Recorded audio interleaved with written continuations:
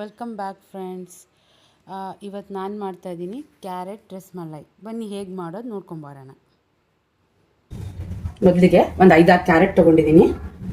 ಒಂದು 4 ಟೇಬಲ್ ಸ್ಪೂನಲ್ಲಿ ರವೆ ತೊಗೊಂಡಿದ್ದೀನಿ.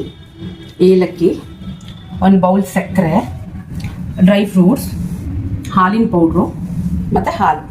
ಮಿಕ್ಸಿಗೆ ಕ್ಯಾರೆಟ್ ಹಾಕೋತಾ ಇದ್ದೀನಿ. ಇದಕ್ಕೆ ಏಲಕ್ಕಿ ಹಾಕೊಳ್ಳೋಣ. ಸ್ವಲ್ಪ ಹಾಲು ರುಬ್ಬಕ್ಕೆ, ಸ್ವಲ್ಪ ಸಕ್ಕರೆ. ಇದನ್ನ ಗ್ರೈಂಡ್ ಮಾಡ್ಕೊಂಡ್ಬರ್ತೀನಿ. ಫೈನ್ ಪೇಸ್ಟ್ ಮಾಡ್ಕೋಬೇಕು. ಇದೀಗ ಫೈನ್ ಪೇಸ್ಟ್ ಮಾಡ್ಕೊಂಡು ಬಂದಿದ್ದೀನಿ. ಇಟ್ಕೊಂಡಿದ್ದೀನಿ. ಅದು ಸ್ವಲ್ಪ ದಪ್ಪ ಇರಬೇಕು ಕಡಾಯಿದು, ಇಲ್ಲಾಂದರೆ ತಳ ಹಿಡಿಯುತ್ತೆ.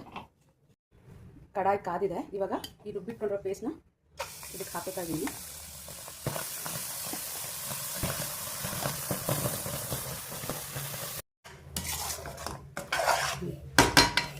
ಇವಾಗ ಇದಕ್ಕೆ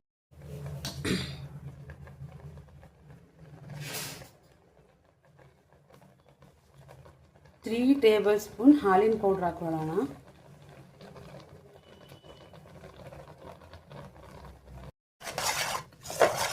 ರವೆ ಹಾಕೋತಾ ಇದ್ದೀನಿ. ಅದು ಒಂದು 2 to 3 ಸ್ಪೂನು.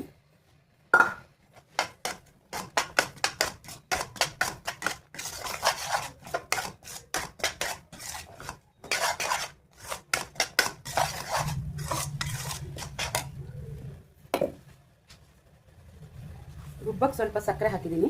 ಇದಕ್ಕೂ ಸ್ವಲ್ಪ ಸಕ್ಕರೆ ಹಾಕೋತಾ ಇದ್ದೀನಿ. 1 ಟೇಬಲ್ ಸ್ಪೂನ್. 3 ಮಿನಿಟ್ಸ್ ಕುಕ್ ಆಗಬೇಕು. ಮುಚ್ತಾ ಇದ್ದೀನಿ. ಇನ್ನೊಂದು ಪಾತ್ರೆಯಲ್ಲಿ ಅರ್ಧ ಲೀಟ್ರಷ್ಟು ಹಾಲು ಹಾಕ್ಕೊಂಡಿದ್ದೀನಿ. ಈಗ ಇದನ್ನು ರೆಡಿ ಮಾಡ್ಕೊಳ್ಳೋಣ. ಲೀಟ್ರ್ ಹಾಲನ್ನ ಚೆನ್ನಾಗಿ ಕಾಯಿಸ್ಕೊಂಡಿದ್ದೀನಿ. ಈಗ ಇದಕ್ಕೆ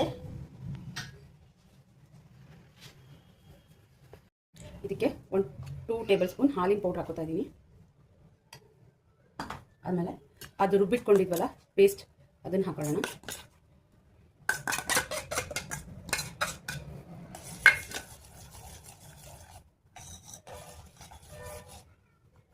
ಆಮೇಲೆ ಚಿಕ್ಕದಾಗಿ ಹೆಚ್ಚಿಟ್ಟಿರೋ ಅಂಥ ಡ್ರೈ ಫ್ರೂಟ್ಸ್ ಇದಕ್ಕೆ ಆ್ಯಡ್ ಮಾಡ್ಕೊತಾ ಇದ್ದೀನಿ.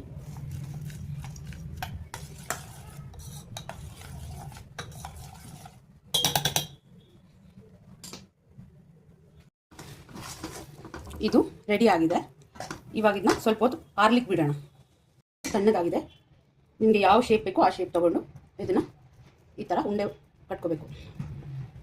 ನಾನು ರೌಂಡ್ ಶೇಪ್ ಮಾಡ್ಕೋತಾ ಇದ್ದೀನಿ.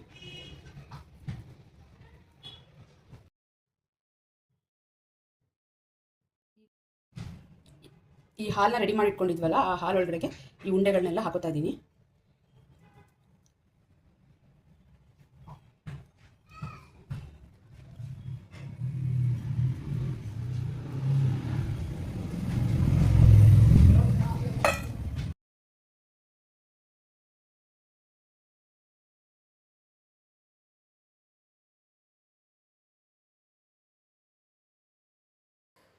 Friends, finally carrot rasmalai ready ಇದೆ.